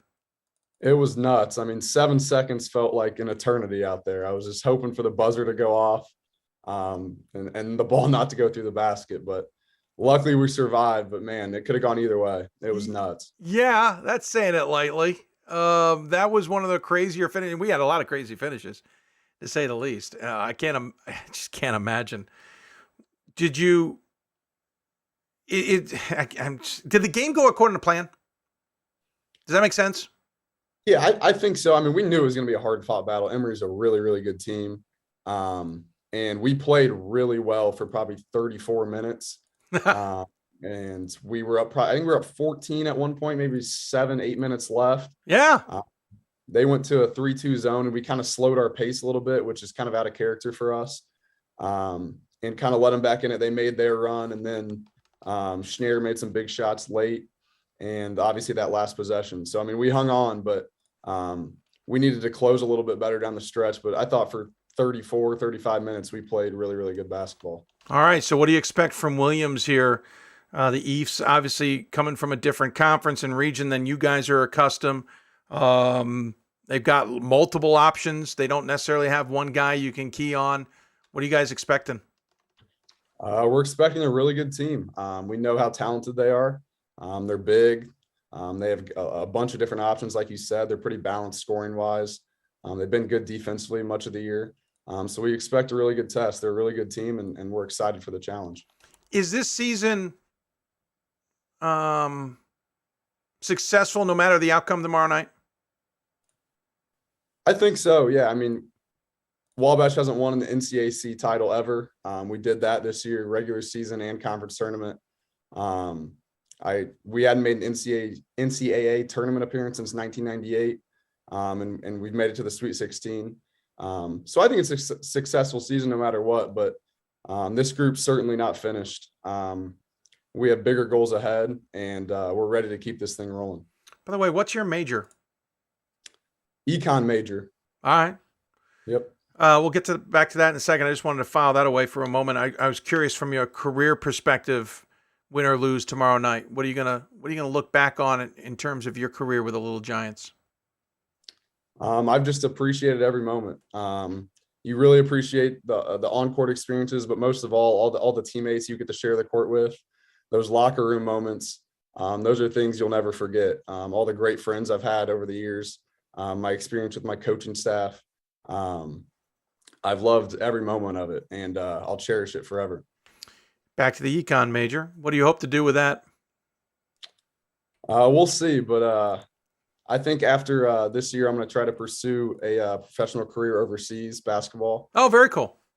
So I want to give that a shot. Might get some looks. I hope so. I don't know. I can't imagine they would want a 26 points per game guy at all. Not at all. We'll see. Just a thought. Hey, well, I appreciate the time. Congratulations on the season. Well done. Congratulations on the career. Good luck against Williams in the W pod. Maybe we'll see you next week in Fort Wayne. I mean, that'll be nice and close for you guys. If not, congratulations and good luck with the future. We always have a tradition on the show. We give the guests the final word. Any final thoughts you want to share with those tuned in? Yeah, just thanks for having me on, Dave, and I appreciate everything you do for D3 Hoops. It's been fun to follow you for the past 4 years and years after this, so I appreciate it. Well, thank you, sir. Stay in touch. Let us know what you end up doing. We'd love to follow you along as well. Will do. Thank you. Absolutely. Jack Davidson joining us on the Blue Frame Technology Hoopsville hotline. Great score, worth watching. That'll be a good game against Williams and a great pod as well. I mean, there's good games everywhere. When we come back, we'll head to Baldwin Wallace. Sherry Harrer will join us to talk about her women's program. A little apropos, we were talking to her 2 years ago when everything got shut down. You're listening to Hoopsville, presented by D3 Hoops. Back with more after this. These are your teams, your players, your community of fans. This is where they play, where they practice, where you cheer. At every meet, every event, every game. Your community is passionate, dedicated, supportive. You know the tension of a close game and the thrill of the win. So while you're cheering, keep an eye out for anything out of the ordinary. If you see something suspicious, say something to local authorities.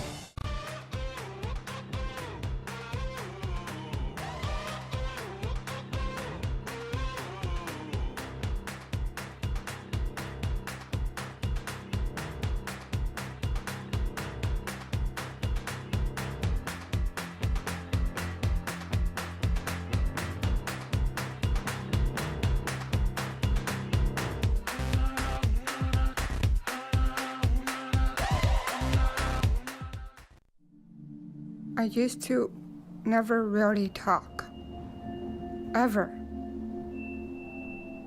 I was afraid if I said something wrong, everyone would laugh at me. But then I started to play golf with Special Olympics. It helped me to find my voice. And now everyone else is speechless. We've got more schools than Division I, more fans than Division II, and more upsets than March Madness. There's 800 programs with over 11,000 games leading to 2 national championships. And we've been covering it all for over a decade. From Eastern to Occidental, from Puget Sound to Piedmont, from Southwestern to the University of New England, and from Hope to Calvin. Nobody covers Division III basketball like we do. We're at d3hoops.com at www.d3hoops.com. I learned a lot of valuable lessons playing college football. I never thought about the health benefits of exercise until I actually started to talk to coaches in college. It's not only just for performance, it's for life. My coaches instilled the importance of well-being, not only building up strength, mental health, getting enough sleep, eating properly is all what it is to be healthy. I decided that I want to go on a personal trainer and share my knowledge that I obtained in college about physical and mental well-being.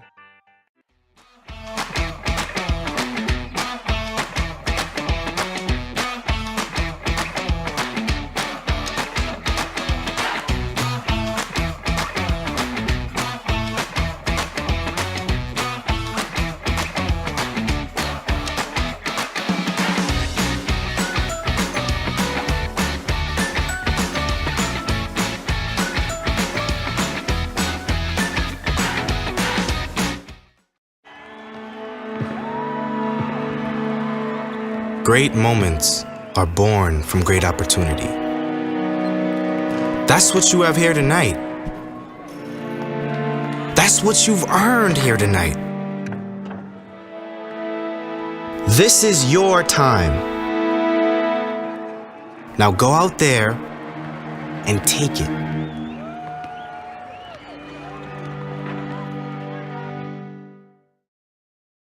It's on us to stop sexual assault. In any way that we can.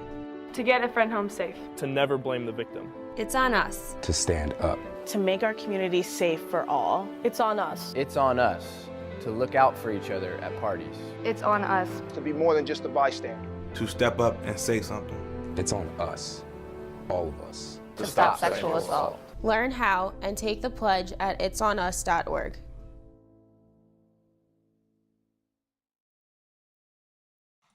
Welcome back to Hoopsville, everybody. As we continue along, if you got questions for us, you can tweet us at D3Hoopsville or hashtag Hoopsville. You can email us, hoopsville at d3sports.com. You can also join us on Facebook at facebook.com/Hoopsville. Message us. You can also join us on the show there. And you can join us on YouTube, where we're live simulcasting the show, youtube.com/Hoopsville. Great chatting so far with a number of great guests, and that certainly will continue here momentarily, as 2 years ago, we were talking with Sherry Harrer in a pre-taped interview to be aired on March 12th on Hoopsville. At the time, things were kind of up in the air. We really didn't know if there was going to be games, if there weren't going to be games, if the games were going to be called off. There was a lot that we didn't know. And one of the things I asked Coach to do in this pre-tape segment was, hey, bear with me. We're going to do this normal. If we get the news in the interview, we're just going to pivot. We're not going to stop the interview and start over. You've got enough things to do. Well, lo and behold, right before the end of the interview, that is what happened. And we talked to her. Unfortunately, I don't have the audio like I hoped to. We'll try and find it sometime and at least tweet it out for people to hear, because it was an interesting moment, to say the least, for both of us. Joining us on the Blue Frame Technology Hoopsville hotline 2 years later in the round of 16 again with her Baldwin Wallace team, it is Sherry Harrer, the head coach of the Baldwin Wallace team, ranked number 10 in all the land. Coach, good to have you. Thanks for taking the time. Thanks for having me.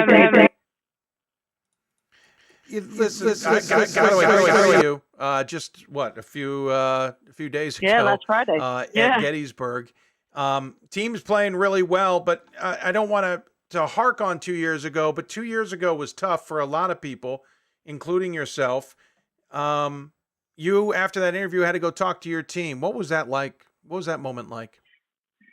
That was rough.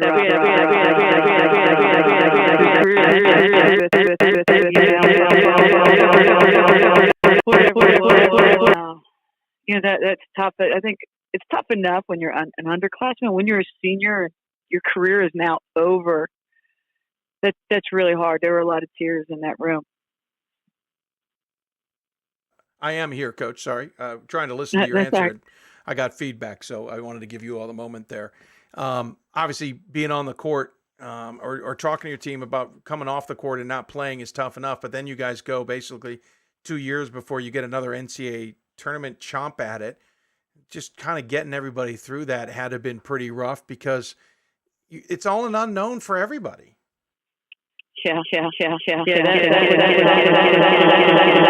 Last year, our conference, we only played conference games, and we couldn't play until January 22nd or something. We had a 6-week regular season and then a conference tournament, and that was it. So even our sophomores really only had half of a freshman year, which was better than a lot of places that didn't play at all. It's still pretty crazy. Yeah, crazy might be the understatement. To say the least, I finally figured out the audio. I can hear you better now. I appreciate you bearing with me there. Did you expect to be able to keep pieces together to be able to be in a position you are now? Expect no. I really didn't. We really only have 4 kids remaining on our team who saw any significant playing time with that 1920 team. And so we were really young kids. So we really weren't expecting. We do have Lily Edwards, who, when you have a really good player like her, you always have a chance. But we did not go into this year expecting to be where we are right now. Yeah. That's impressive then, because you're number 10 in all the land in the D3Hoops.com top 25. You guys are 23 and 4. You have not lost since January. Since February 16th. John Carroll apparently had your number this year. I don't know if you got that number. Twice. And I saw you last week. That's a darn good team. Well, thanks, Dave.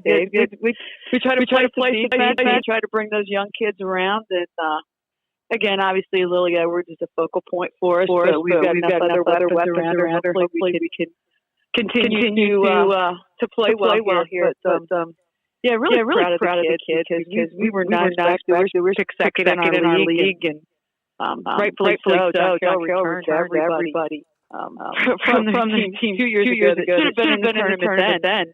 but we're left out. And yeah, just really how hard our kids work. Like during COVID, you never know what to expect. And we really like those 114 days because we used those extra days and did a lot of player development. Really paid off this year.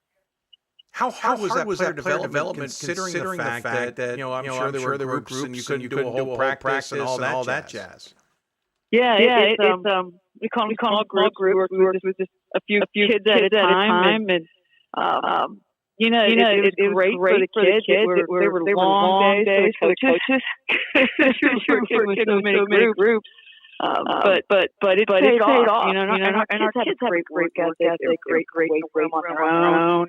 And we had a bunch of kids stay on campus this summer, and and when they came back in the fall, kids were better. And all credit to our players because they were still hungry from 2 years ago. The kids that were there. No, absolutely, and really impressive to stay hungry. I can't imagine as a student athlete going through all of that and trying to stay hungry. Real quick, back to last weekend, I saw you again. Again, you took on Salisbury in the first game, and it was 15-15 about midway through the first quarter. I want to say about 6 minutes into the game. And I thought, the scrappiness of Salisbury is going to come to play here. They're kind of going toe-for-toe with Ball and Wallace.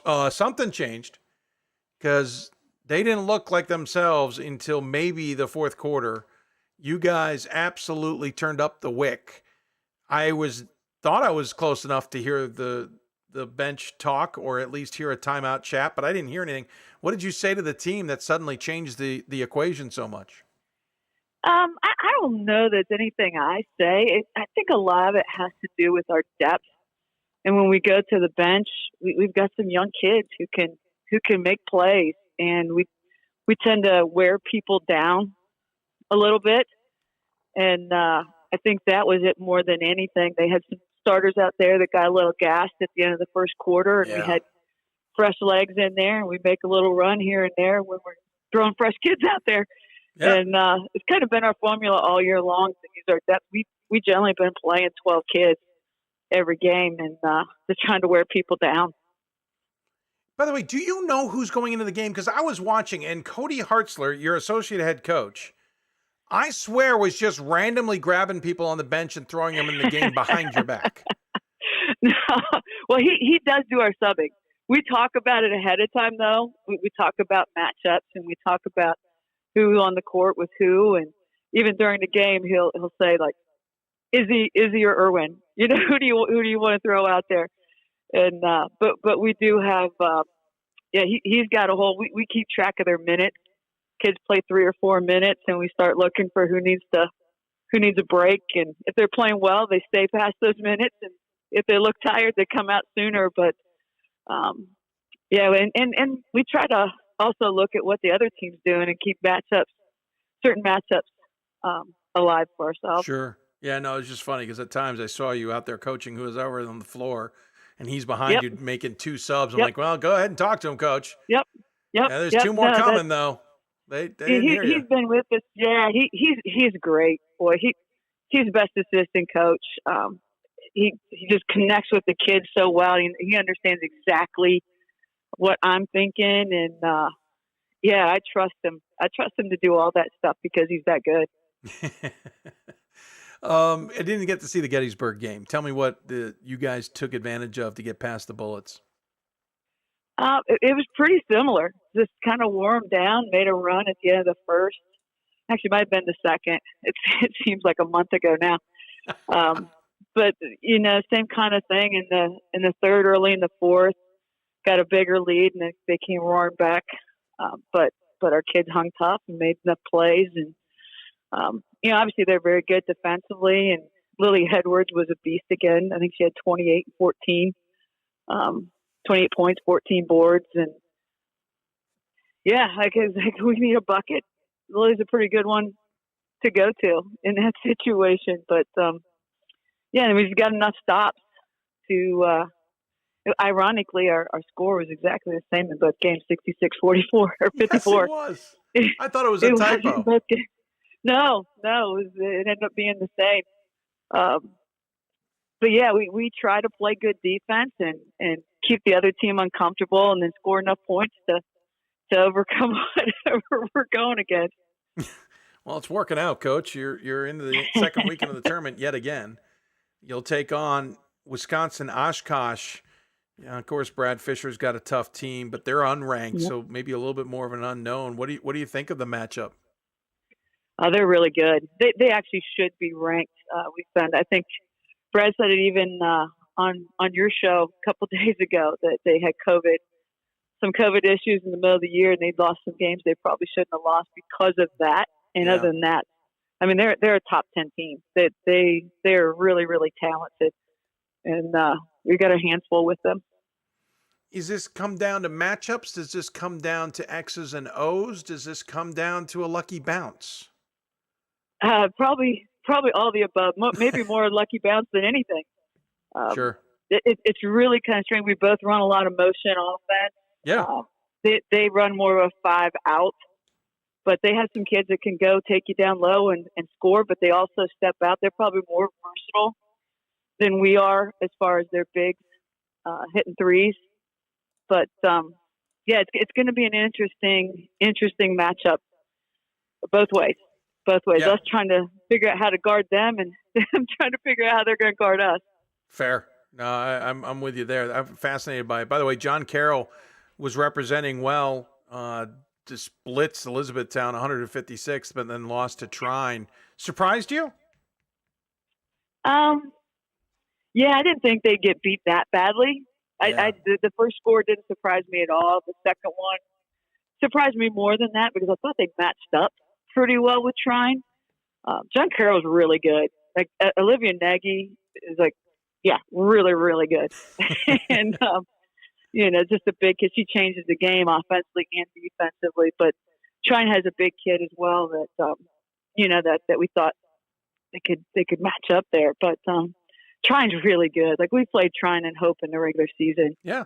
And both those teams are just outstanding. Really, really good teams. They not only are really talented, they're experienced, they play great together. They're not going to beat themselves.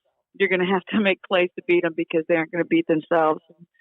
Obviously, against John Carroll, Trine didn't do that. So. Yeah, fair point. John, I wasn't going to bring it up, but Hope and Trine kind of held you guys at bay. Hope beat you by nearly 30. Trine beat you by nearly 20. Can you take anything from those games moving forward? Oh, absolutely. Like we had, we play a lot of freshmen and sophomores, and those kids had never played anything outside the league because as freshmen, so they had no idea what to expect or what a national caliber team looked like. And that was our second game of the year, or third game of the year. We're playing Hope at Hope, so our young ones got their eyes open real quickly, and but it was good for us because now they knew what the standard was. And they knew what we needed to do in practice and what it needed to look like in order to play at that level. How tough was it? Obviously, you lost to Trine, and then you have a holiday, and you're supposed to go to Naples, Florida, and maybe get a little sunshine, have a few basketball games, and nope. How tough was that? Yep. That was really hard. Our kids did a ton of fundraising and worked really hard for that trip. And, and ironically, we ended up with only 2 players actually having COVID. More staff had COVID than, and it was not me, but anyway. It was so hard. It was so hard. And we had to revert back to basically like what we were last year in pods and stuff, just to keep the kids busy and keep them. We didn't want them going back home because more likely to get COVID. Get us together, stay away from each other, and try to get our own little bubble to try to get past that. And it worked. It just stunk that we couldn't get those games in. Yeah. Well, if you're looking to make it up sometime, I'm listening. It's a great tournament in Las Vegas. You're always welcome. I might be biased, but love to have you. Sounds good. Hey, obviously, a little bit of a tough question, too. By all logics, this game would have been at your place. From what we heard, there was not an application in to host, so it got sent to Whitewater. How tough is that as a coach to know you could have had this one at home? it hurts a lot. Yeah. It hurts a lot. And I'm kicking myself because I've been around long enough to know I need to go advocate for my kids and not assume anything. And I failed to do that. And, so we bust up here 7.5 hours and, drive through Chicago. That's always pleasant. Yeah. Yeah. And I feel bad for our parents, parents, fans, everybody wanted to see us. We're hoping we'll be at home. And that's not the case. So we're going to make the most of it. And I've learned a big lesson that I need to stay on top of that stuff.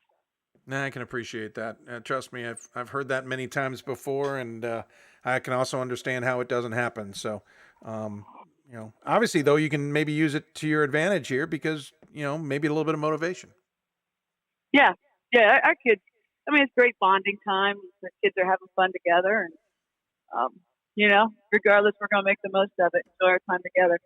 But you did have a tough trip to Gettysburg. It had nothing to do with Gettysburg. It had everything to do with just bad luck with weather. So you guys are a bit of road warrior. Doesn't feel like the right term for you all right now. No, yeah. In fact, golly, if there's some way we get through this weekend, the Pittsburgh will be our shortest trip. Yeah, you could walk there. Exactly. That's awesome. Hey, listen, the only downfall this year, and this is only because I have a feeling he's listening, is you have Brendan Gulick on the call for your broadcast. I'm really sorry about that. We love that guy. He's a good dude. He's he's super.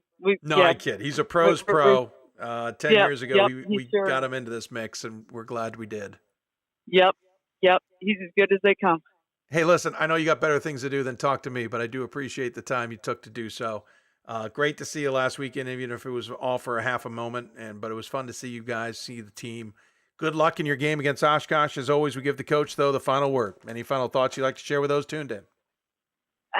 Biggest thing, Dave, we just appreciate, especially on the women's side, man, all you do for D3 Hoops, and you give the women just as much attention as the men. And as a women's coach, we really, really appreciate that because that's uncommon. Hey, we love it. I love the women's game as much as the men's, and so it deserves as much attention. So thank you for those kind words. Good luck this weekend. Looking forward to watching the games and talking with you somewhere down the road. Sounds good, Dave. Thank you so much. Absolutely. Take care. You too. Sherry Harrod joining us on the Blue Frame Technology Hoopsville hotline. Nice to chat with her. Appreciate her taking the time. That was nice to catch up with her as well. Again, we'll try and find the audio. It was an interesting moment as we both learned the news 2 years ago. And then she obviously explained what it was like to tell her team. We'll take a break. When we come back, wrap up Hoopsville. You're listening to Hoopsville, presented by D3Hoops.com from the NABC studios. Back with more when we come back.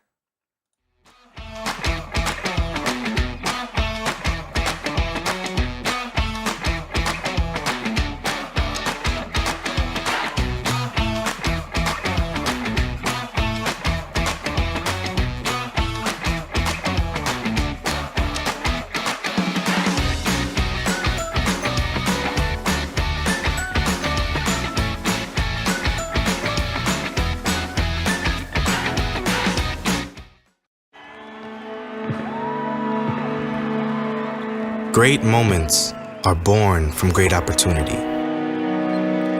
That's what you have here tonight. That's what you've earned here tonight. This is your time. Now go out there and take it.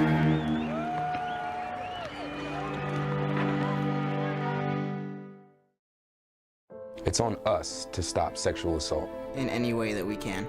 To get a friend home safe. To never blame the victim. It's on us. To stand up. To make our community safe for all. It's on us. It's on us to look out for each other at parties. It's on us. To be more than just a bystander. To step up and say something. It's on us, all of us. To stop sexual assault. Learn how and take the pledge at itsonus.org.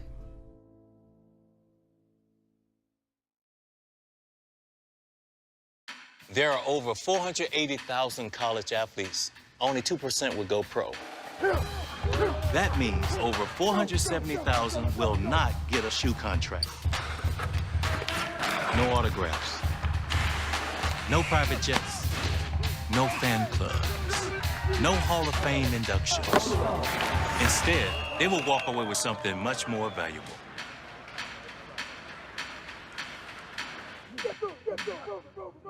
We've got more schools than Division I, more fans than Division II, and more upsets than March Madness. There's 800 programs with over 11,000 games leading to 2 national championships. And we've been covering it all for over a decade. From Eastern to Occidental, from Puget Sound to Piedmont, from Southwestern to the University of New England, and from Hope to Calvin. Nobody covers Division III basketball like we do. We're at d3hoops.com at www.d3hoops.com. Welcome back to Hoopsville, everybody, as we continue to roll along here. Really, we're wrapping up the show now as we're done with our guests for the night. Great chats all around. Appreciate everybody kind of bearing with us as we got a late start to the show. Thanks to, once again, being delayed, getting back from a broadcast, a lacrosse broadcast, of course, which went to overtime. That's how it always works, right?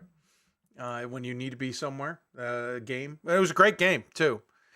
So, nonetheless, just heads up, I'm going to be in Randolph-Macon tomorrow. My goal is to head out of here about noontime, be down there several hours before the first game. There's 2 games, 4:30 and 7:30. They set it up, I guess, thinking Randolph-Macon would want a split. They ended up not needing a split, but it'll be 3 hours nonetheless between games, which might not be a bad thing. It'll be the PIs first, RPI and WPI taking to the floor at 4:30, and then at 7:30 we'll have Mass Dartmouth versus Randolph-Macon. If you remember back, I think, to our bracket show on the 28th of February, on that Monday after the brackets came out, and I think I heard him say it other times, Ryan Scott thinks that Mass Dartmouth is going to give Randolph-Macon a bit of a hard time here and maybe gas them enough to wear them out for Saturday. I don't know. I'm just looking forward to seeing the game. Mass Dartmouth, of course, came from 19 down in the first half to come back and was down, what were they, down 4, I think? I think I said 7 on the show. I think they were down 4 in the closing minute in their opening round game and had to come from behind in their second game. Randolph-Macon's a different test, but I'm looking forward to it after everybody's had time to kind of figure things out. So we'll see how it all plays out, but that'll be fun. Did get a question, and we just sent out a request for questions. By the way, you got a chance here. We're going to be on for a few more minutes. If you want to tweet us at D3Hoopsville or hashtag Hoopsville, or email us hoopsville at d3sports.com, or Facebook us, facebook.com/Hoopsville. Lots of ways you can do it. Let's see here. Question: in your opinion, for women's basketball, which division is tougher? Well, which conference is what they meant. WIAC or NUMAC? WIAC. Yeah, the WIAC is definitely tougher than the NUMAC. It's deeper, plain and simple. The WIAC is a deeper conference than the NUMAC. NUMAC's got some tough opponents. I mean, Smith's not there without having to battle Springfield, and they're not there without having to battle Babson, and Coast Guard can certainly put up a fight. But after that, it kind of tails off in the NUMAC. Just for giggles, let me call up the NUMAC standings. That's region number 2. I've gotten that memorized finally. But the NUMAC had Smith at 25-2, Babson at 20-8, and Springfield at 24-4. WPI was strong at 19-5. But then it's a steep drop off after that. MIT was 12-10 this season. Coast Guard was 13-11. Emerson and Wheaton only had 8 wins. Clark only had 8 wins, but just 1 in conference. Wellesley had 3 wins, and Mount Holyoke had 2 wins. But you look at the WIAC conference in the meantime, and it's a beast. It always is. I'm just calling it up so I remember it. You know, we got distracted with Whitewater seemingly walking away with things at 25-4. They ended up stumbling a couple times late in the season and were 12-2 in conference. Those 2 losses in conference came in 3 games against Oshkosh and Eau Claire. They went back-to-back with Oshkosh on the 16th and 23rd and split with them, and then lost to Eau Claire at the end of that. Actually, that was the conference tournament. I apologize. They played Oshkosh to finish the regular season, then played Oshkosh in the tournament and beat them, and then lost to Eau Claire.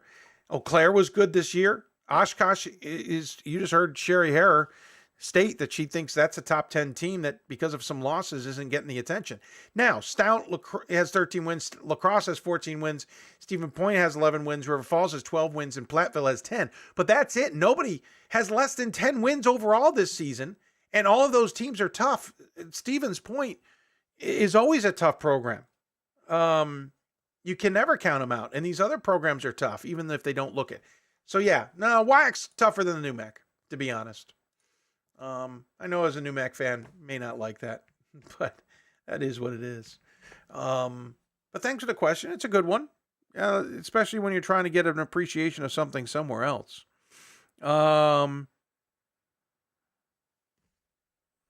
I just saw a tweet that says, of the teams in the men's Sweet 16, how many have no fifth-year seniors? Apparently, Illinois Wesleyan has none. I kind of remember that. Bob Quillman's tweeting this out. He says, I'm guessing most have, of the 16 have 5-year guys. Ryan Scott says, I don't think Stockton has any. And I think he's right. I don't think they have any either because they're planning on having every single one of those guys back next year. So there's a handful of teams that don't have fifth years. And that's the interesting dynamic of this tournament this year for both men and women across the board. So good stuff. That's an interesting perspective, certainly. An interesting question. Just kind of scanning through the hashtag D3Hoops, see if there's anything else that jumps out that maybe people are doing. Trying to see. By the way, there's great articles on d3hoops.com. If you have not checked that out, I highly encourage you do. Our writers are doing a fabulous job. There's a great story about Luke Morrison, who, remember, started at Calvin, then transferred to Emory. Thought his career had ended at Emory, but then came back to Calvin where it all started and is playing a big job. Riley Zayas with a great article there. Brian Lester wrote one about Milliken and their women's team and how well they're doing. Our Road to Fort Wayne also includes Joe Sager's article about Case Western. It's a terrific one to read. We also talked about Christopher Newport. Joe Sager wrote a great article about them on the women's side, I should say. And Ryan Scott wrote a great one about RPI. Good stuff on the front page, not only with Hoopsville is there as well. Give it a check. It is worth a good, trust me, you learn more about D3 teams. You learn more about these players. You learn more about the programs and the matchups and all that. Those are some really great articles, and it's worth your time. And the guys write stuff really well, too. So really good. Please check out d3hoops.com. And, of course, it'll continue next week as well. Speaking of which, we'll be on the air Monday, 7 o'clock Eastern time with basically a preview. I'm not sure what we're going to do next week. At this time, Thursday won't have a show.